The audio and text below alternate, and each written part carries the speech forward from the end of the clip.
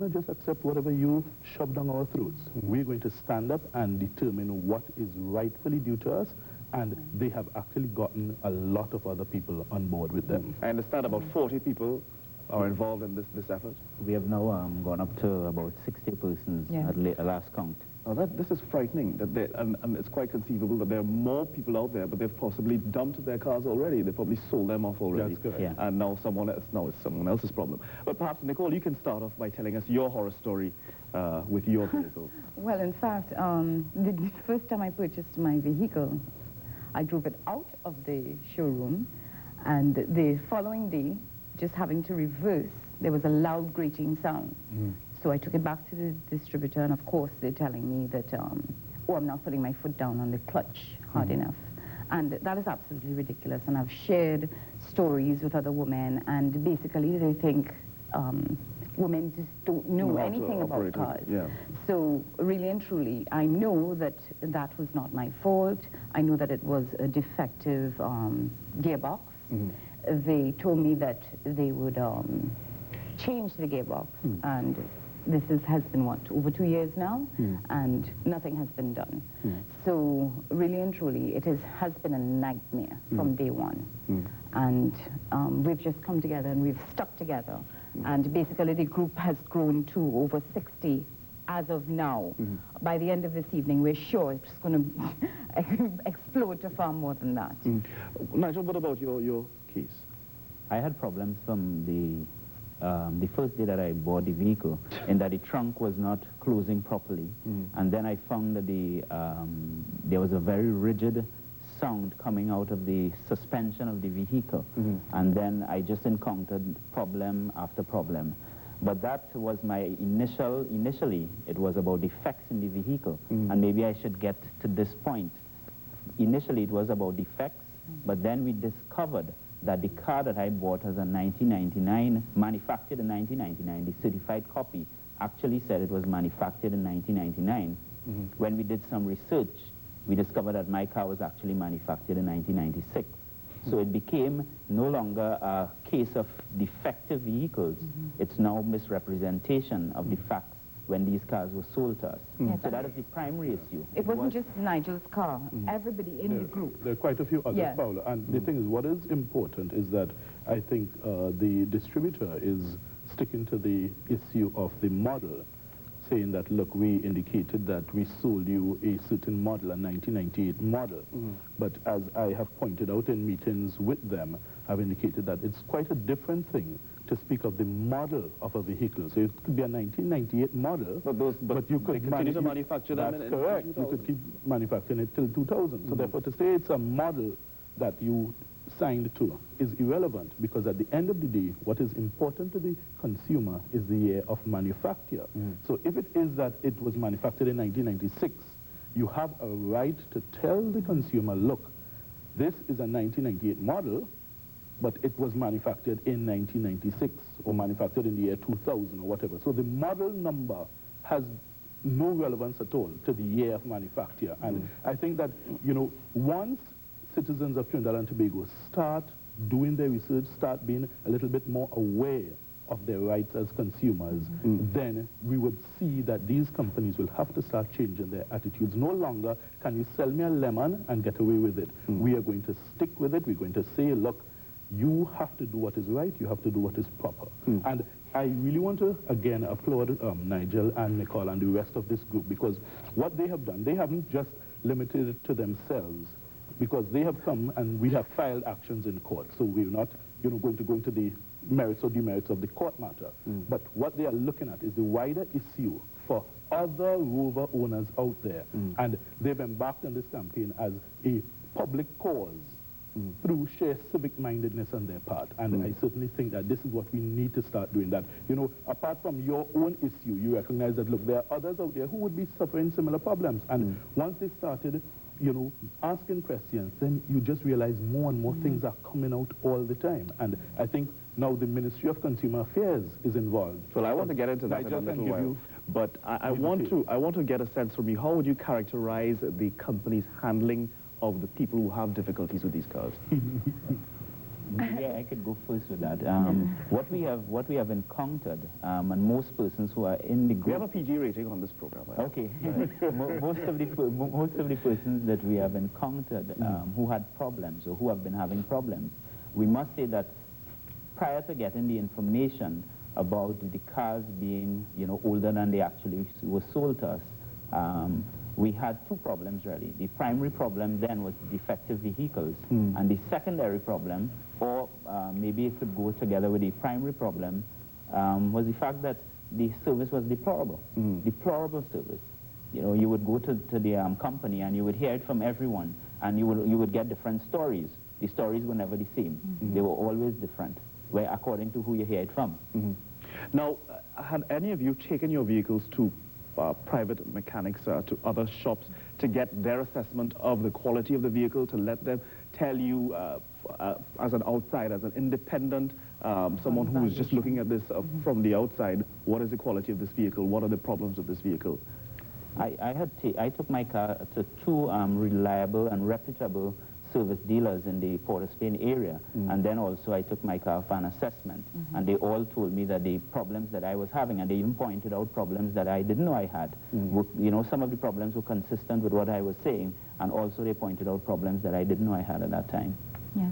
My car was recently valued at as low as 40,000, taking into consideration all the defects and so forth, and it was purchased at 115. So that's just to tell you. Okay.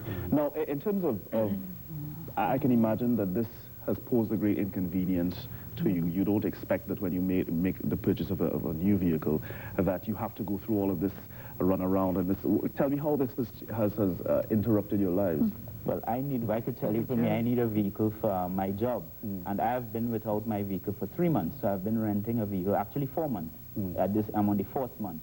So I'm actually paying for a vehicle that the value plummets every day, and I'm renting a vehicle at the same time. So I'm now, incurring these two different expenses just to move around with my job. Yes, I've continued to pay for my vehicle. My vehicle has been financed through a financing house, and of course that has been an issue because they have paid the distributor at a certain value, which is really not so. What I'm not understanding is, in cases where, and we want to be very careful that, well, Martin, of course, you will advise us that we want to be careful in that we don't say anything that will put us in trouble with Trinidad Motors, or raise issues that are pertinent to or be dealt with in the court matter. But you purchase a vehicle and you get difficulties with the vehicle immediately after purchase. Isn't there a warranty for these vehicles? No, the thing is, you see, separate and apart from the issue of the warranty, there's the question of fitness for purpose and merchantable quality.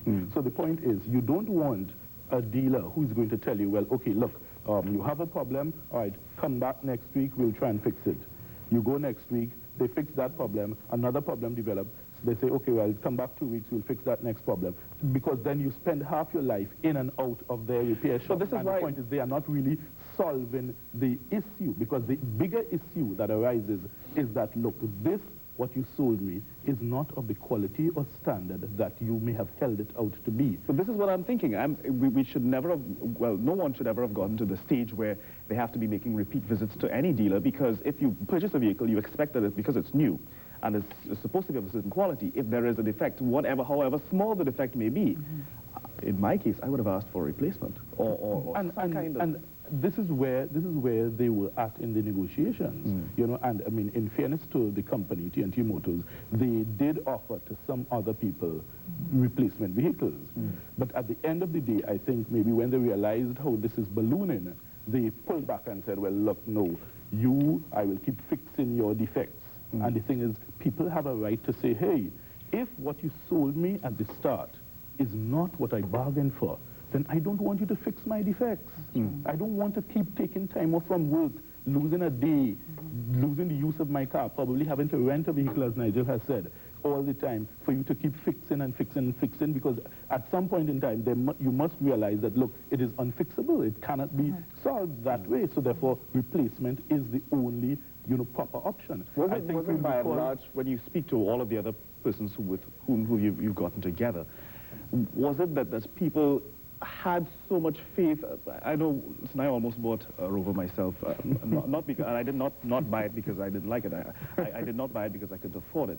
But is it that people had so much faith in this new car, they could not believe that there could be something seriously wrong with the car, that they just kept plugging away and taking it back and going back and having this and that fixed? And is it that when you speak to people, they're saying to themselves, listen, there's no way that this car could be so horribly defective? I think it's Trinidadians generally. We have a different sense of consumerism. So we allow let's say the person who is responsible for bringing the cars here, we would allow them to do to us whatever we want to. And from the time you stand up, you then become a troublemaker, you then become, you know, a thorn in the flesh, etc. But I just want to pick up on one point that Martin made a little while ago. In fairness to TNT Motors, yes, they did respond, but they responded after about a year and a half after we were kept complaining. And when we finally discovered that these cars were actually older than they were, we wrote a letter, 8 of us, we wrote a letter and we signed it and we said we will take a course of action if within 7 days you don't respond. And then within 7 days they told us that Henry Bennett, who is the area manager for South America, for the Americas actually, the Caribbean, and also South Africa, he would be coming to Trinidad to meet with us. We then took a stand. We will not see him unless there's an agenda outlining, first of all, stating to us the actual date of these vehicles, that he's going to come with a resolution to this problem. And he did come here, he met with us, and they offered eventually, I don't know if it's he offered or the company down here, but 5 persons were offered brand new 45 vehicles. 3 persons, they told that we need to bring our vehicles in to be assessed and then to be repaired. And we took a stand, well, 2 of us, that we will not bring back these vehicles in. And the reason for that is the primary thing here is not about defects. Yes, the defects is one thing, but the issue here is that this is a case of misrepresentation. Okay, we have to take a short break, folks, but there is another area here that if I was involved personally, if you purchase a vehicle and you're not satisfied with it, then your faith in the car is diminished. I'm not sure I want a replacement. That's right. Maybe I just want my money back. That's something we will touch on when you come back. We'll take a short break. When we come back, we'll deal with that and, of course, take some phone calls. And I want you to bear in mind that we have to be very careful that we not slander Trinidad Motors. So those of you out there, I know you may be very passionate about it, but please, I have limited court clothes. We'll be right back. Stick around. Ladies and gentlemen, introducing the First Citizens Bank Vacation Lifestyle MasterCard, your passport to pleasure, purchasing power, and peace of mind. Use your card anywhere in the world to make purchases and earn vacation points for cruises or airline tickets to the Caribbean, North America, and Europe. Plus, get all the benefits of an international credit card. The First Citizens Bank Vacation Lifestyle MasterCard, truly your passport to pleasure, purchasing power, and peace of mind. Enhance your home decor by visiting Decor Dome Home Finishing. We have a wide range of decorative moldings. Also available are special interior accents and extraordinary gift items at affordable and competitive prices. Certainly you can afford moldings at Decor Dome Home Finishing, number 60 Sutton Street, San Fernando. This Christmas season, Janet have it nice. For finishing appliances, we have the right price. No money down. And the best brands in town. No matter where I check it. You know, meet and beat any price. So, for the best appliances and furniture, with high prices and unbelievable prices. Nothing down with free delivery. Come into Janet Trading and see.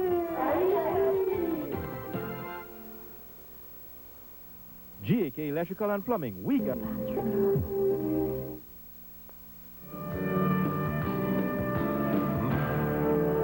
Welcome back to the morning edition. And well, in this segment of the program, we are talking, and we want to take calls as soon as they come up. But there is this point that I want to start off with, and that is, if you know that you've purchased a vehicle that you're having difficulties with, and you're given the option of getting another one, I'm not sure that I'd go for that either, because you know, being built once is enough.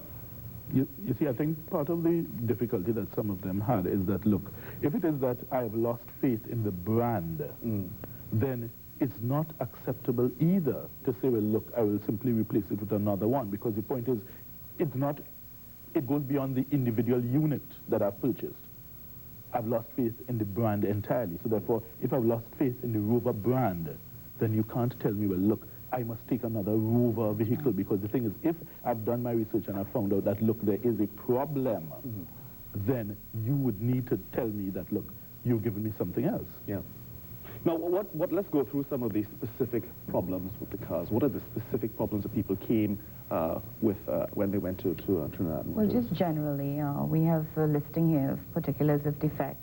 And just in general, throughout the group, we've had complaints of defective gearboxes, air conditioning, airbags defective, electrical systems defective, defective brakes, defective clutches, rust on the body of vehicles, overheating of the engine, defective and rigid and noisy suspension. So that's just by the way, how does someone find out that the airbags are defective? Oh, well, we've had bulges on the actual airbag, bulging. Oh, wow. So, I mean, that is a defect in itself, that the leather is bulging on the dashboard. Now, this is something, obviously, that you all, and we were chatting about this during the break, that you all are trying to get international exposure for as well. I would imagine that the manufacturers in the United Kingdom would want to know about this kind of problem. We have decided that we're going to take a course of action. First of all, we decided we were going to look at it locally in contacting the relevant ministries, like Ministry of Consumer Affairs, Ministry of Trade, Ministry of Transport. However, with the coverage that we got over the weekend, the Minister of Consumer Affairs, she called us to a meeting, which we attended yesterday. And I must say, we were, it was a pleasure meeting with her in her proactive stance and the assistance she gave and the support in understanding our concerns. I must say that that was commendable. It was really a pleasure sitting with her, and the extent that she was willing to assist us in this problem that we are having.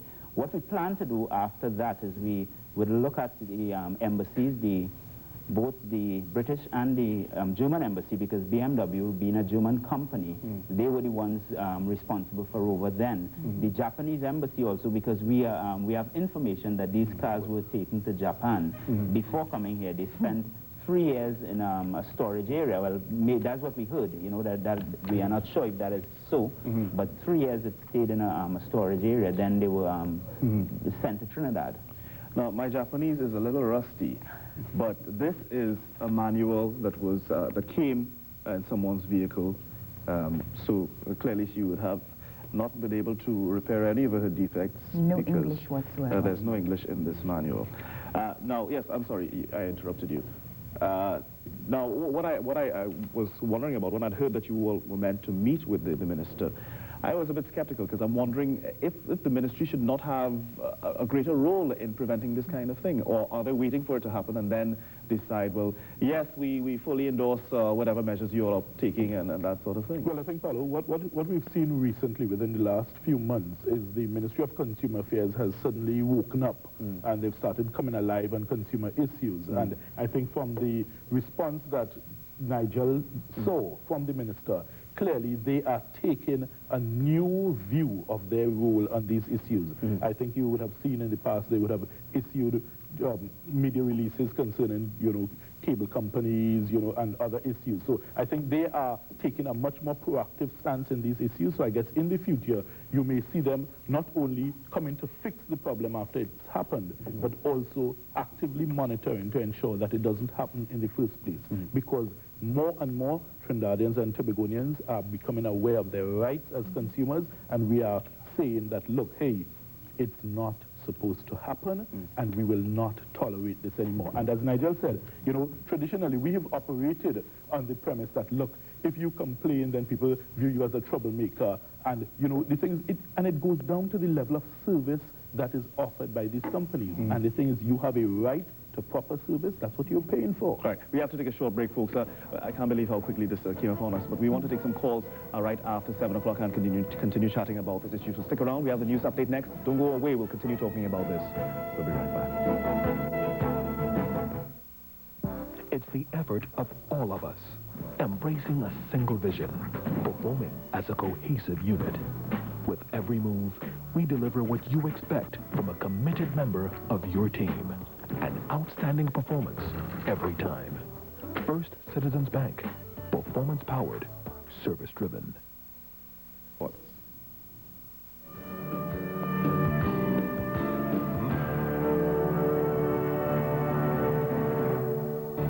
Welcome back to the morning edition. Well, we're chatting this morning about the Rover owners. They have organized themselves to deal with this problem. Perhaps, Martin, have you taken a look back at, because I'd mentioned at the start of the program that this is certainly not a new problem in this country. Have you really looked at this in terms of how many people nationally are affected by purchases of defective vehicles? And many of them have simply had to stand their losses and walk away. Paulo, our firm has actually dealt with ladder owners who had problems. We've dealt with Daewoo owners, and we had negotiations with Southern Sales, and they actually replaced the vehicles, but the owners did not want Daewoo vehicles, so they had to give them 323 vehicles. We've had problems. We've dealt with a person who had a problem with a Freelander vehicle, also with TNT Motors. And again, there was absolutely no question of taking the same type of vehicle, because when you lose faith in a brand, it's no way you can feel comfortable accepting that as a replacement. And that particular gentleman we negotiated, and he was replaced, they replaced it with a BMW, and he was satisfied with that. So the thing is, it has been an ongoing problem. We can recall the problem with the Ford Escorts, and I think that company did the honorable thing and issued a recall, and those vehicles were, returned. So the point is, all we are saying is that, look, consumers are starting to recognize that, look, we have our rights, and we're not going to just accept any trinket or token that you give us and just say, well, look, it's a big company, we can't fight them, we can't go against them, so let's just take whatever small thing they're offering.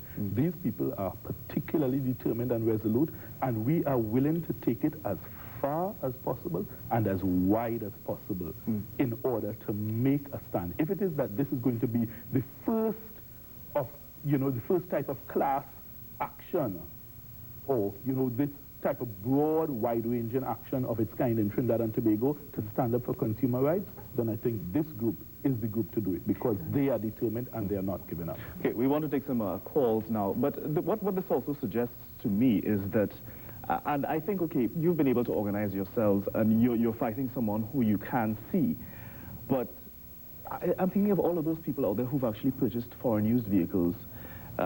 Purchase a foreign used vehicle one day and they go back and the store is not there anymore, and those stories are in the hundreds. So this is it's really, I certainly hope that what this will usher in is some kind of regulatory framework for people in this industry, because of course there's regulatory framework for the people who sell the vehicles in terms of the industry, within the industry, but people who purchase, there seems to be not much consumer protection. Let's see if we have a call from Woodbrook on the line. Good morning. Morning, sir. Yes, good morning. Morning, Paulo. Morning to your guests. I have a Rover. I bought it in 2000, and I have a number of problems. The latest problem is the gas consumption. I'm getting like 200 kilometers on a full tank of gas. I keep going into them. They keep saying, well, that is normal, that is not so. But I have sunroof problem, which they had to replace. I had airbags problem, which they had to check after a month. I have gearbox problem. If I stand at a traffic light, from the time you try to move off, you had to keep shifting the gear before you could move off. I had wiper leaking. I have upholstery coming down. I had air condition problems. And these people just saying, it's normal, we'll check it, it's normal. Because I went up to 3 weeks ago, I went to them with the gas, 200 kilometers. My wife is getting 500 on a car, and she has a new car also. And these people keep saying the same thing all the time. This sunroof, they told me, was 21,000 to replace. They finally decided that they would replace it for free because all the rubbers were rotten. The rubbers were rotten. The airbags light keep staying on after a month. The gearbox is the same problem, reversing, going forward is the same thing over and over. I want to get in contact with these people. All right, well, like as I expected that you probably add some more people onto your other numbers that you can give us so we can give to the good people. Yeah, actually we have 5 numbers, 5 persons. Jerome Batson, and you could get him at 684-7603. Nicole Hart at 632-9251. Diane at 684-8958. Yours truly at 686-9150 and Haubasir Ramsunda at 773-9698. Okay, let's take another call. Let's see, we have on the line Taka Rigwell. Good morning. Good morning, Paulo. Yes, good morning. While I want to let these people know that I sympathize with them for this situation. And those rovers, though they went to Japan, the Japanese people didn't want them because they were underpowered. And they opted for the larger 620s and 623s. And if you look at all these new car dealers, so-called new car dealers in Trinidad and Tobago, there's no law that governs them to carry, first to begin, the current models of the cars. And a lot of people in Trinidad and Tobago buy cars that are so-called new cars, but were manufactured 3 and 4 years down the road. Check everybody that bought a Primera that carries the chassis number P11 with SR20s. The Maximas with A33s, 1999, manufactured, sold in 2000 cars. And I could go on, the Lancet, and the records and the information is there on the internet. And the Transport Commissioner has a copy of a book that could identify any Japanese-produced chassis, the year it was produced. But Trinidadians accept everything that is thrown at them. It's time that nonsense stops. Okay, caller, thank you very much. And the caller brings in another very important element of this story, and that is the involvement of the licensing department. What are they saying about this?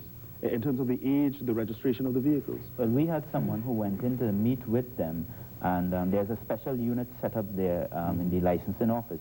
The problem, though, is they needed some type of they needed something to certify that the cars were really older than they were. And right now, we're in the process of doing that. We are in the process of getting the documentation from Rover International. There's something called a dated certificate that gives you the actual date of the vehicles. And we are doing it, you know, you have to pay something like £115 to get it. But what we, so 2 persons are right now in the process of getting theirs.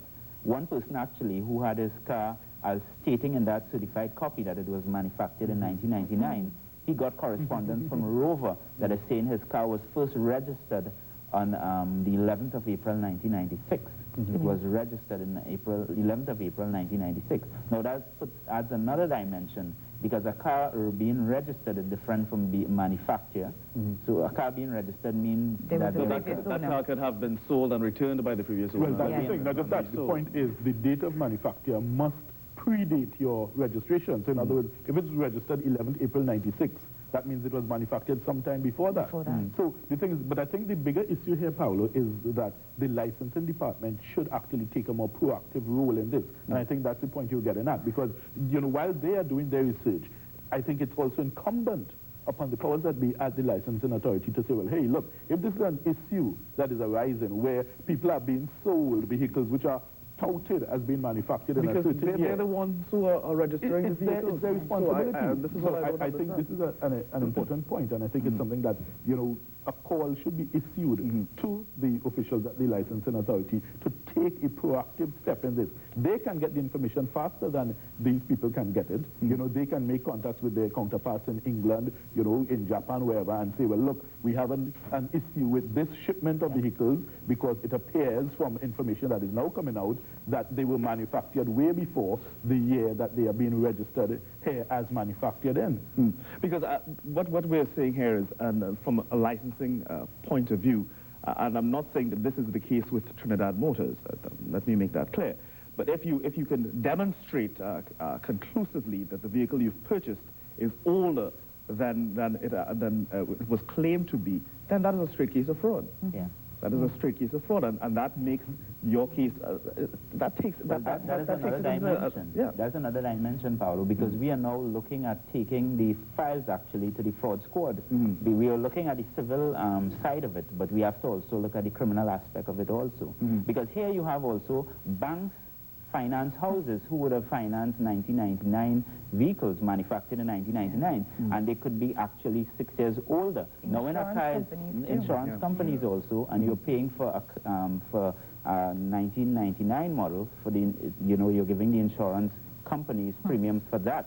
What we have to look at also is that cars that are 5 years old and over, they need to be, inspected, etc. Yeah. So all these things we need to look at. All right, let's take another call. We have, I believe, Shagonas. Good morning. Hello? Hello? Yes, good morning. Shagonas? Yes, go ahead. Yeah, my Rover gave me some problem. The upholstery just dropped on me. The gears, when you're starting the car, it's supposed to start on park and neutral. It started on reverse on all the gears. I took it to the company. It appears as if they couldn't handle the problem. I took it to San Fernando. The garage in San Fernando was the same problem. Way coming up back home, I took it to a wayside mechanic in Chaguanas, and he solved the problem. The car started rotting. I took it to them. They told me that they would take care of it. They sent it to a fella in Calcutta Road in Freeport. Leave my car in the mud and in the rain. When I got to understand that, I told him about it and took back my car. And then I took it to Zebat and Zebat my car. I asked them to reimburse me, and they didn't. Right? Well, thank you, caller. Are there cases where some of you who are part of this group have actually put out your own money? Oh, yes, of course. Definitely. Well, to rent a car. But aside from that, but trying to tackle the problems yourself. Yes, of course. For instance, there's one member, his car was constantly overheating, and to change a part was over $2,500, and they were expecting him to pay that out of his pocket. All right, let's take another call. Let's see, we have Sanwan. Good morning. Yes, good morning, Pablo. Hi, good morning. Good morning to the panel. My first question to the panel is that all the Rover that was sold in Trinidad, is there a problem with every one of them?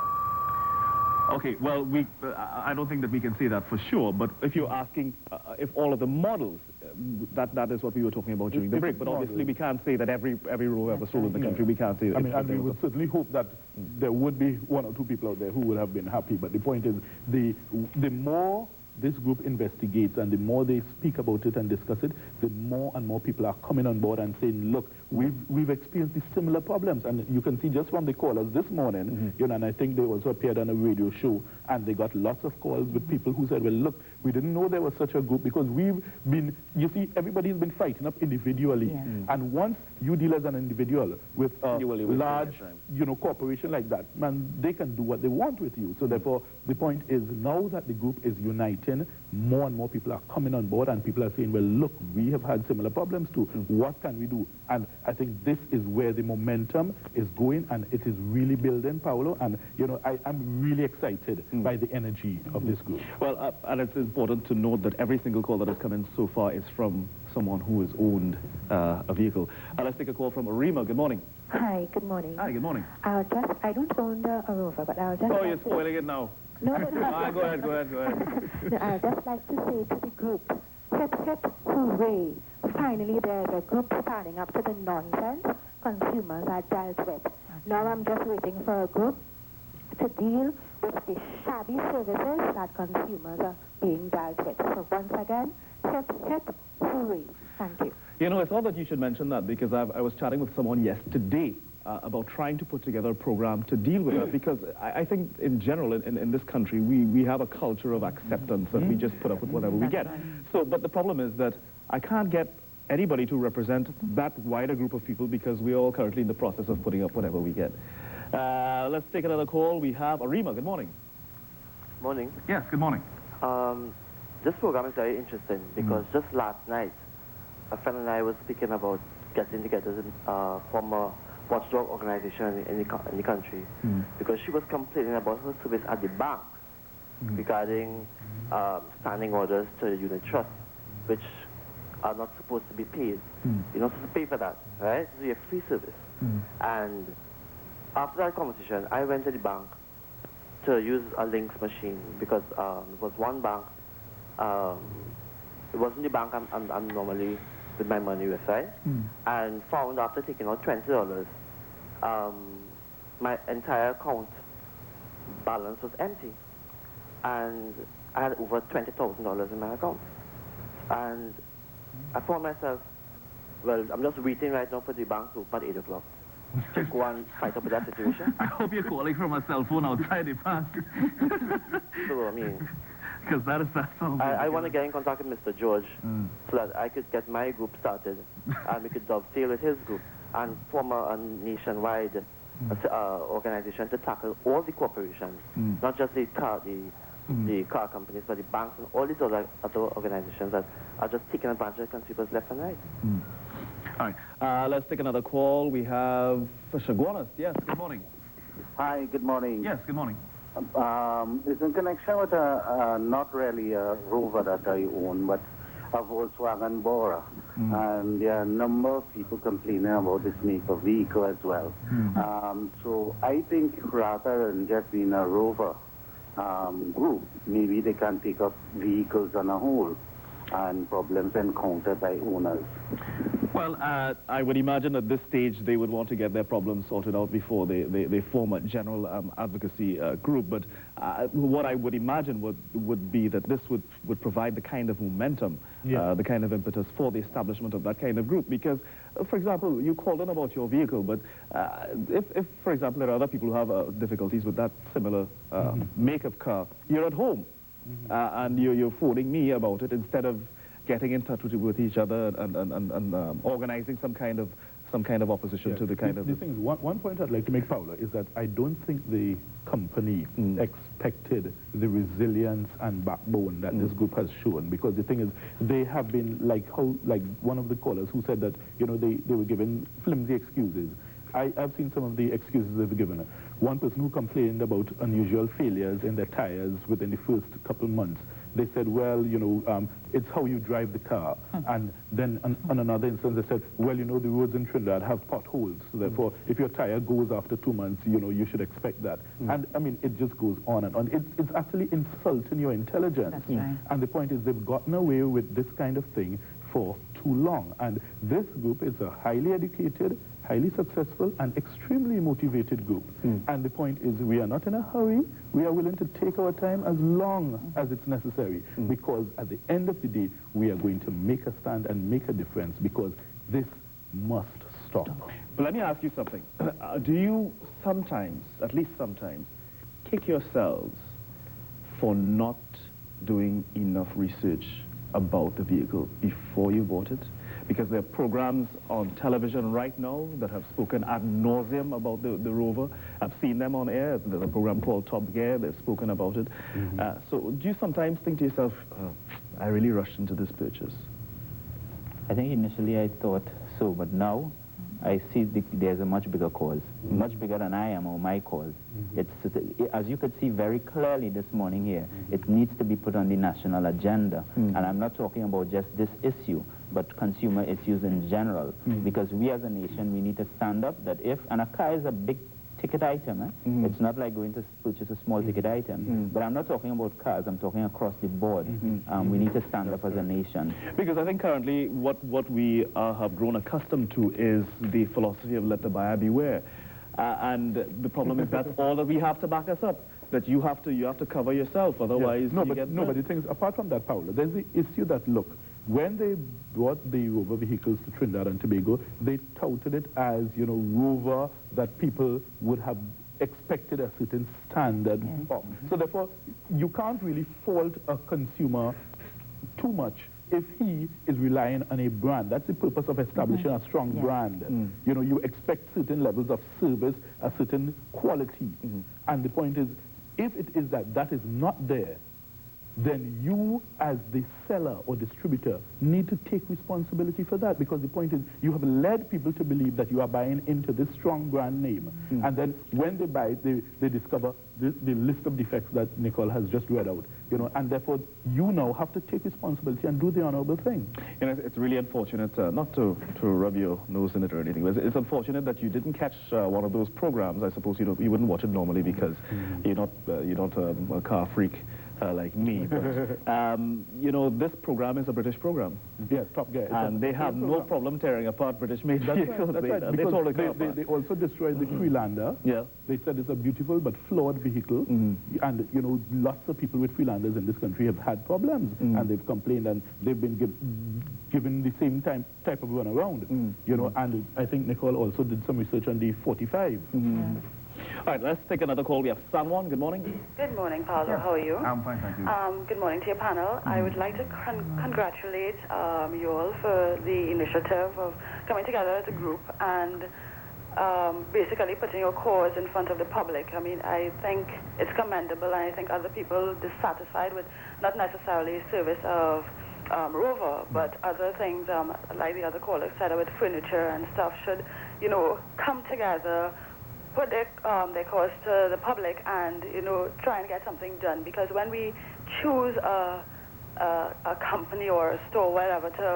for service, we choose it because we accept a certain standard of service from them. And if they don't provide it, I mean, and they don't give us any sort of recourse, we need to take action. And again, I just would like to congratulate you all for your initiative and hope you all see this to the end.